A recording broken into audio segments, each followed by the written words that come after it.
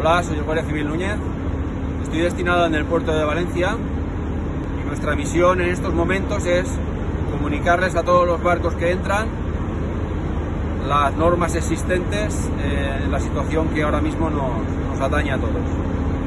Vamos a recoger la documentación y comprobar que la declaración marítima de sanidad de todos los miembros de la tripulación está correcta. Este buque concretamente trae para desembarcar 10.000 toneladas de gasoil, las cuales son necesarias. La afrontamos extremando las medidas de protección individuales para evitar el contagio por nuestra parte y por parte de ellos en caso de que lo hubiera. En este caso es negativo y está toda la tripulación, están todos perfectos. El deseo de futuro en estos momentos es que salgamos pronto de esta situación y que lo conseguiremos entre todos. Todos unidos lo conseguiremos.